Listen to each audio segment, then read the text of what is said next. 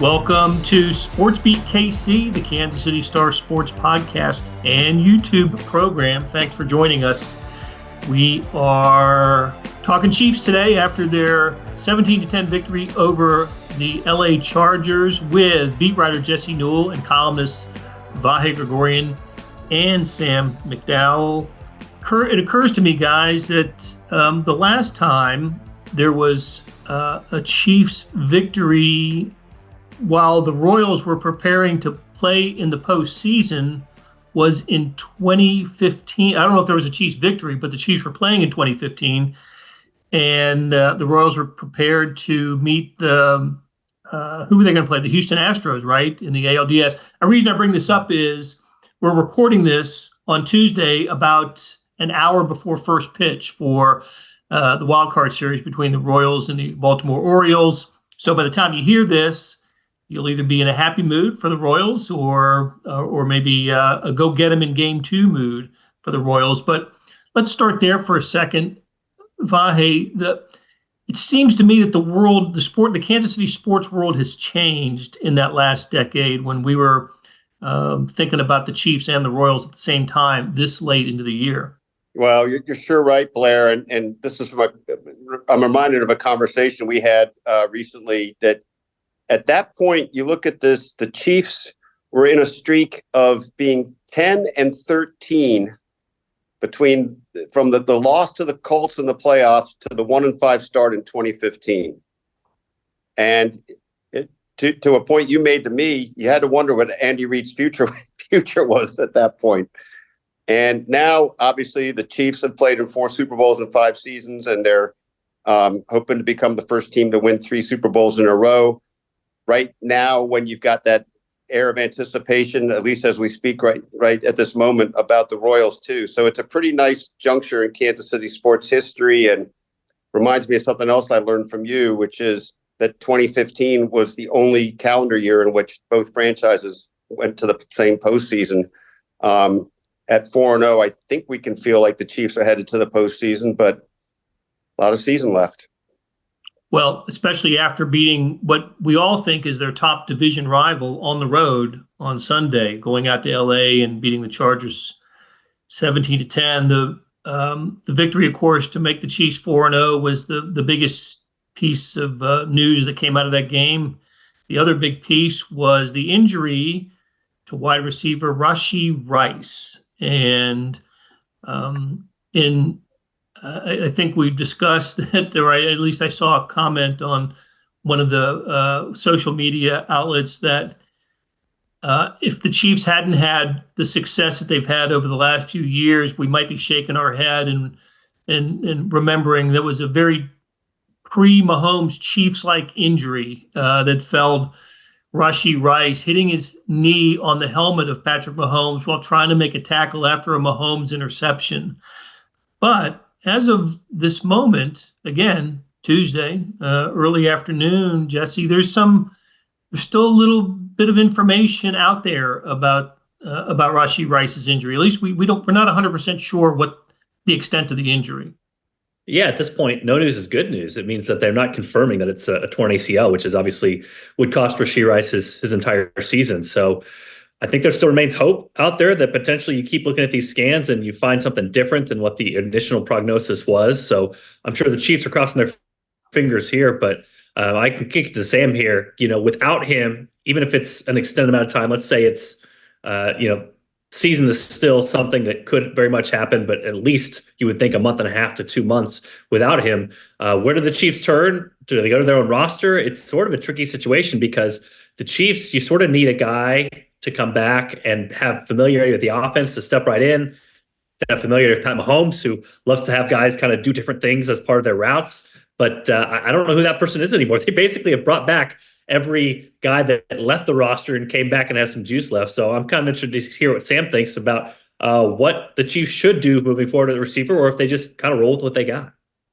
Yeah, I mean, the biggest picture to me is just like this is a significant loss. And for all that the Chiefs dealt with a year ago in their wide receiver room, or even 2 years ago, their first year without Tyreek Hill, like the group they had was the group they planned to have.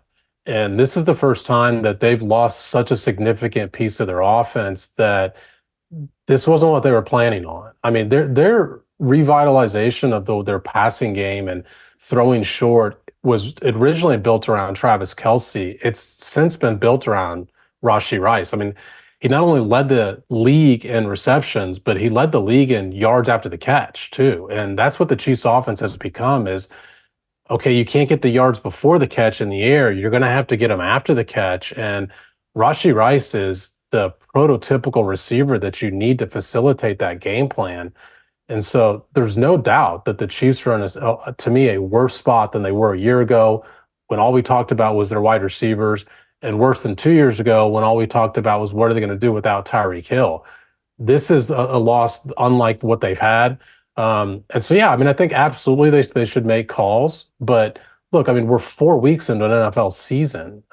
It's not exactly as though teams that we might think are not going to make the playoffs, that we might think should be thinking about the future, are thinking about the future. I mean, you even think about, I know a name out there, for example, is Amari Cooper. I don't know if the Browns are ready to give up on a season yet.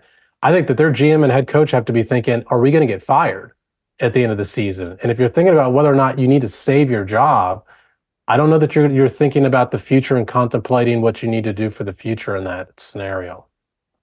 So Xavier Worthy looms pretty large now going forward, and had a big impact on Sunday's game with his touchdown reception and the big third down catch that sealed the game in the final 2 minutes. Vahe, I know you wrote about Xavier Worthy today. Are the Chiefs prepared to step up and make him the feature wide receiver? I'll be obviously interested in what you guys say about this. My thought is he's ready to keep growing, and I think add incrementally more than he's ready to be, getting 10 targets. I don't think that's what's going to come to pass. But I do think what we saw in his game Sunday tells you he's not just a one-trick wonder or a one-hit pony, however you want to put it. That I think there's been a little bit of a perception of him that he's really fast and that it's kind of all or nothing. And I think what he showed us, or certainly showed people who didn't understand that, is that he can contribute in other ways. And Sam wrote really extensively and directly about the play at the end of the game. And I'll turn it to you, Sam, but one last thought on it is that all this stuff seems to reflect one of the most valuable things that he can have, which is the trust of Mahomes at this stage. And Patrick has made the point all along that he understands routes and concepts. Part of his issue is going to be his he's kind of slight still and he's still learning. But so I think he'll add a little bit each week, but I don't think you go from 12 targets to Rashee Rice to 12 targets to Xavier Worthy. Yeah, I mean, one of the luxuries you had when you had your full complement of wide receivers was bringing him along slowly. And you no longer have that luxury. Like, Xavier Worthy is going to have to be more invested in your playbook than he previously was. Having said that, I agree with you, Vahe. I mean, this needs to be ideally a layering on process, because I don't think he's ready to be a number one wide receiver. There's still questions about what his talent level at this league is beyond just the speed. I mean, yes, that was a great play that the Chiefs had. That was a speed-driven play, which is why I do think that the end play of the game, the last third down of the game, is a more significant play, because, I mean, look, he recognized that play in Atlanta too, recognized that Rashee Rice ran the wrong route and adjusted his route midair. Like, there's some awareness that he has that I think some of the guys they've asked to bring along rather quickly did not have that same sort of awareness. So there's some signs that he can be more integrated into a playbook that calls for receivers to be aware of what defenses are doing, like react after the snap sort of stuff. Like, we've seen some signs of that. But like I said, I mean, they're going to whether or not they think he's ready or not, he becomes a elevated option within their own room that they're going to have to better prepare to be ready to play or to receive a higher workload in the offense. Let me also add, I mean, this is not exactly encouraging for the Chiefs, but the guys you have left that can most take on this role of go-to guy or have to step up are guys that are pretty injury prone, or you would Right. So, figure would be okay, injury prone. I thought you were going somewhere else with the name there, Jesse. No, we'll get there. We're We'll going to get get there. there. No, I mean, but let's be honest. Like Travis Kelce, who's turning 35 this week, and Xavier Worthy, who I think the Chiefs have done a really smart job with him of like keeping him toward the sideline on some of these runs, on some of these pass routes to get him out of bounds, who hasn't taken a bunch of hits. I mean, we're in the locker room with these guys afterwards, and I remember a game earlier this year. Xavier is kind of looking down. He's got this big bruise on his thigh, and he's not a very big dude. And like this happens in the NFL. It happens to everybody. I mean, even a guy like Carson Steele, he had extended carries 2 games ago, and he comes out of that and he's like, "Yeah, I'm pretty sore." But the Chiefs sort of could maybe scheme around that a little bit when it came to Xavier Worthy keeping him on the sideline. You're just less likely to do that when now you need him to be more production than he's been so far. What about the idea of knowing the Chiefs? If you're gonna make an addition to the wide receiver room, would it be difficult to bring in someone new and ask that person to get up to speed on the Chiefs playbook, and which we know is extensive and complicated, or you just have to take that risk, Vahe? Well, just 2 things, and I again want to hear you guys react to this because I might have misperceived this from Andy the other day. But first of all, obviously, you see, like in somebody like Kareem Hunt, how quickly he seemed to be able to get back into things. We saw him split out a couple of times too, and so I don't think that happens if he didn't already have the layers beneath him from being here. But the thing I wanted to ask you guys about is on Andy's call yesterday, when he was asked about bringing in new people, he said something that I thought was kind of fascinating. And I thought he was saying it in a broad sense, that it's easier to bring guys in during the season because they don't have to learn everything. They're just learning this week. They're learning the scaled down version of the infinite playbook. I took it to be about anybody you could bring in. I don't know if he meant easier to bring back the Fab Five, Jody Fortson and McCole Hardman and Juju and Kareem, et cetera. I wonder what you guys thought of that, though. It makes sense to me. I mean, you're learning week to week instead of getting the 500-pound foundation, 500-page foundation of the of the playbook. Maybe also occurs to me that the Chiefs have added a wide receiver before the trade deadline in each of the last 2 years. One was the familiar game of McCole Hardman, and he didn't have a great impact on the Chiefs the rest of the year until the very last play.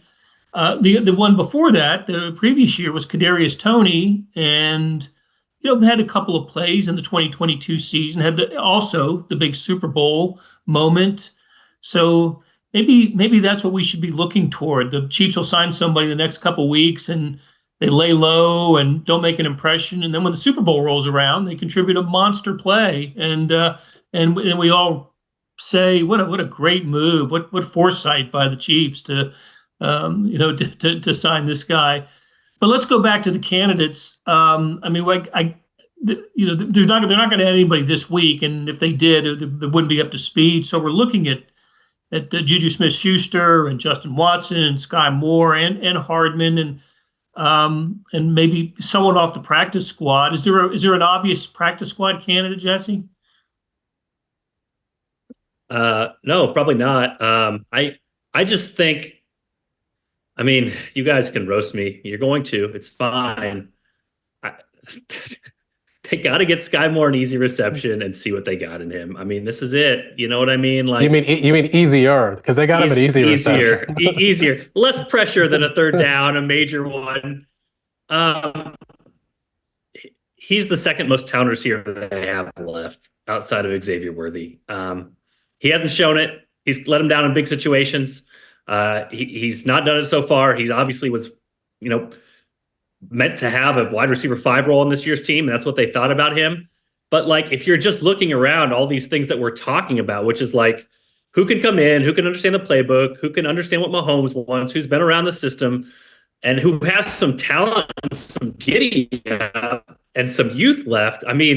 Sky Moore's the guy. we've seen crazier things happen. Again, this is not a likely scenario. I asked Andy Reid about Sky Moore this week because I was interested in what he said. And obviously, it wasn't the most glowing of endorsements from Andy Reid, nor should it be at this point. Sky Moore has been in there a bunch. He has 0 catches this year for 0 yards. It's Sam said it best. Like, it's a bad spot. The Chiefs are in a bad spot. And I think right now, the basic thing that you say about them is what Andy said in the press conference, which is you have to make up for it in the aggregate. You have to figure out a way. I'm sure the coaches are going to look at this and say, how can you scheme things open? And scheming things open is going to mean everybody has to be precise. Everybody has to execute well. And then Noah Gray gets more targets. And Travis Kelce takes on a little bit more. And Xavier Worthy takes on a little bit more. But as far as answers in their room, I mean, I don't think Justin Ross is coming and saving them in normal situations. What are the other ones? Montrell Washington, not really. Nico Remigio, maybe there's some talent there. Again, he showed off a little bit in the preseason before his preseason game where he had the fumble. So I don't know. It's a tough spot.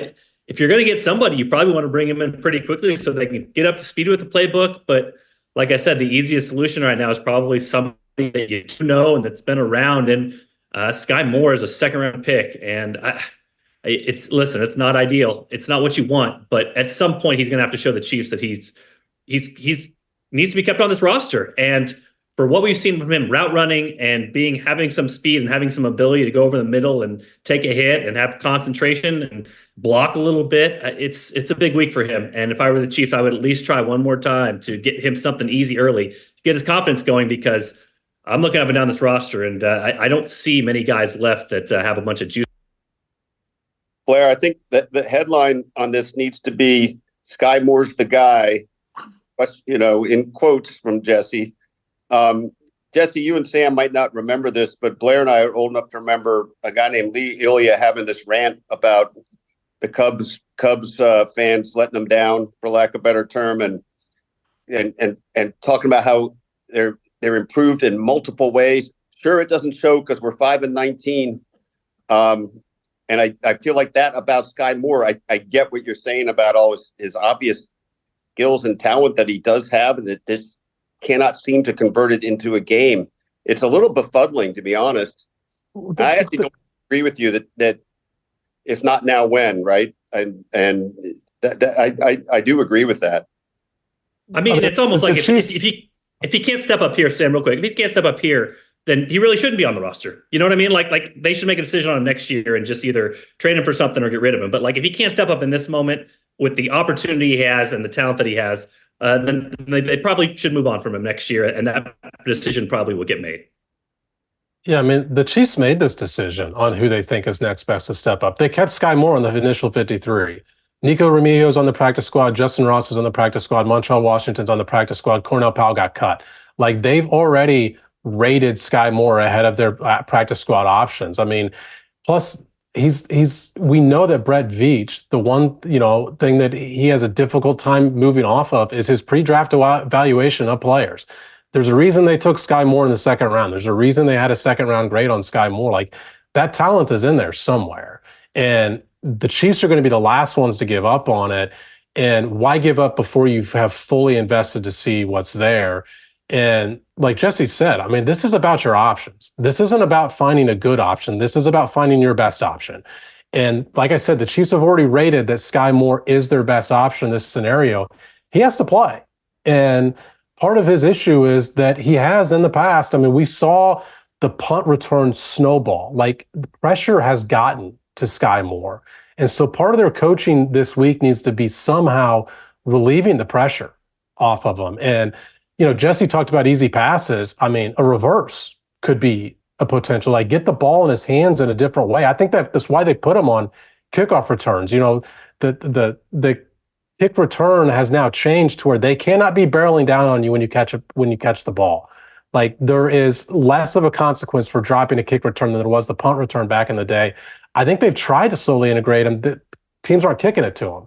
And so they tried to get him down on a 3rd down play. He dropped that, but they've got to coach not only, the attributes, they've got to coach the mental part of the game with him as well this week. I think the Chiefs coaches do such a good job of playing to guys' talents, their strengths, getting the best out of them, Sam. And so that's sort of what I'm talking about here. Up until this point, Sky Moore, they wanted him to be a wide receiver 5. They wanted him to be Justin Watson. They wanted him to go in there and block and have a role and be a guy who, if a guy goes out for an ankle injury, he can step right in and run the right route, all those sorts of things. That's changed now. You know what I mean? That's changed. So you have to figure out, is there more you can unlock from him? Because now you have to unlock that from him. So I totally agree with your points, Tim. I know fans are tired of hearing about Sky Moore. I get it. And he has not produced to this point. But I'm telling you right now, like, talent-wise, where he's at in his career, I just looked it up. He's 24 years old, plus 1 month. He turned 24 in September, 3 weeks ago. Still a young player, still something potentially in there. And that's going to be a higher upside than most of the guys on the Chiefs roster at this point. So I do think the Chiefs would do well for themselves. Like you said, reverse, an end around, a screen past him. It's just something simple to get him a little bit of confidence, because we've seen when he has confidence, he has produced in some big moments. It has not happened lately, but right now he's the best of a lot of options that the Chiefs didn't want to get to. But he is an option, and he's still on the roster, and you made that evaluation earlier. Now it's time to see if there's something. Well, we've talked about the subtractions. There was a nice addition on Sunday, and that was Kareem Hunt, who led the Chiefs in rushing, and I thought, listen, he doesn't have the body or the strength of the 22-year-old Kareem Hunt, however old he was when he was a rookie, and most of the way through his second season. But from my vantage point, and when we were sitting kind of up and in the corner of the end zone, but up high. When the Chiefs were working away from us, going toward the opposite end, you could see where the holes develop, and you can see the shiftiness and the moves of Kareem Hunt, and that absolutely did remind me of the player that we saw back in 2017 and 2018. So the Chiefs may have them something here with Kareem Hunt.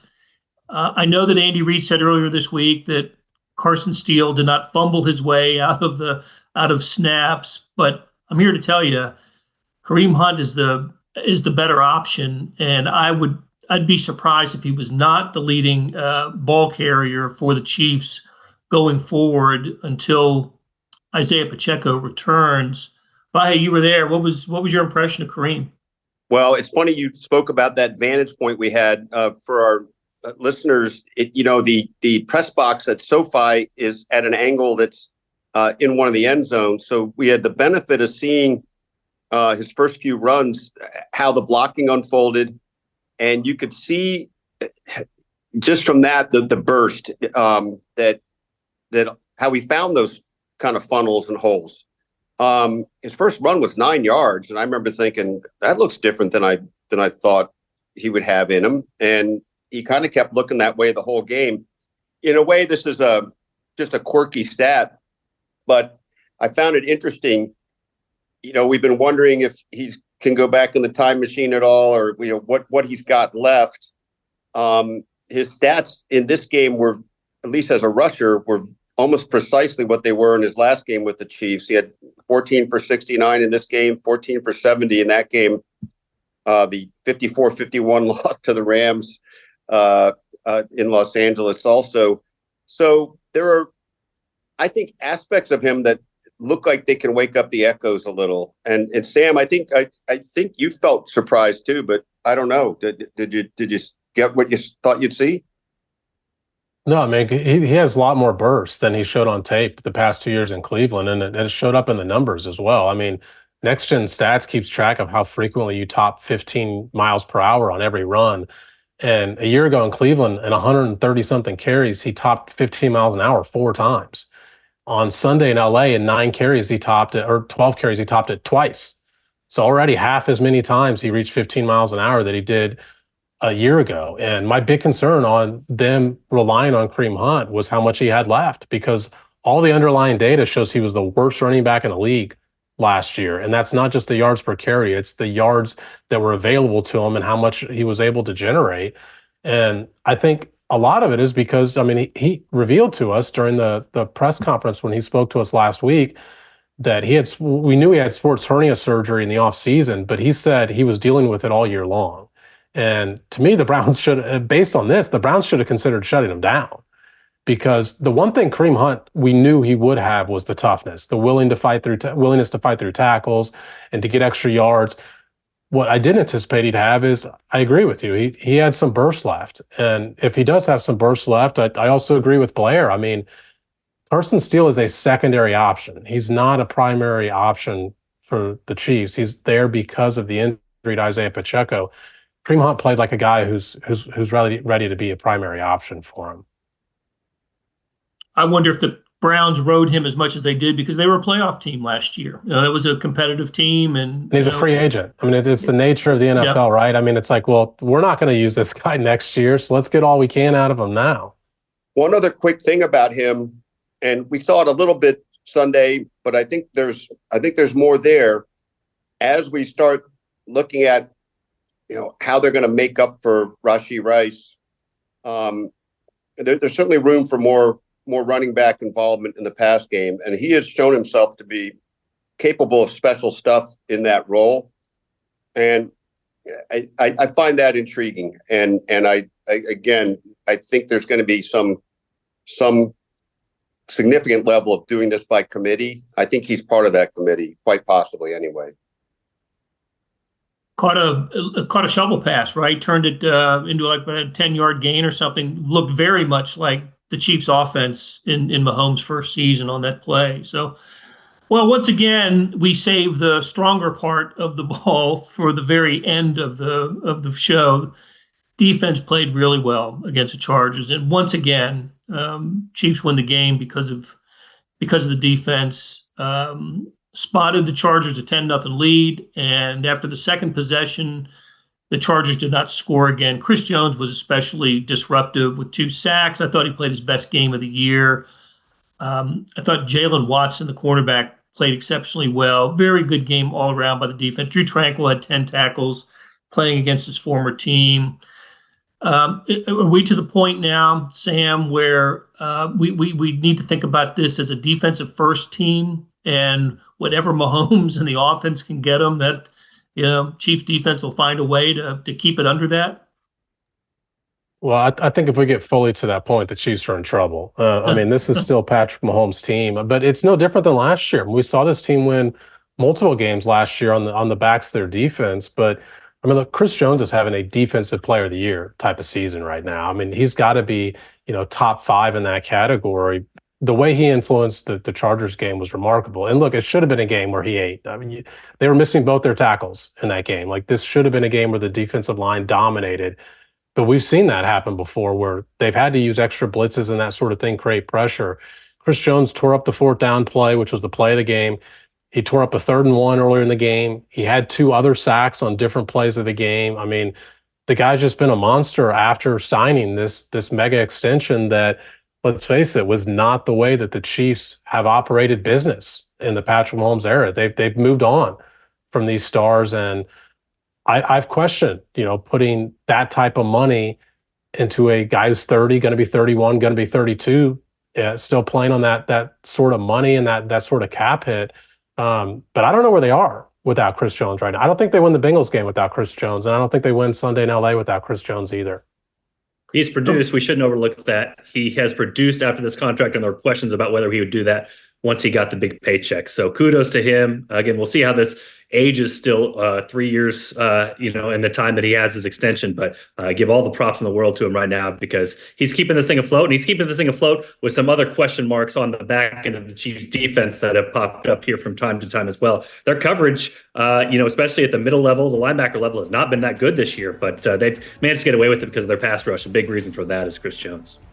All right, next up, the New Orleans Saints and a lot of former Chiefs, right, on Monday Night Football with first Monday night appearance. What will this be? The third different day, the third of 6 different days the Chiefs will have played this year, and that means we'll be back next week.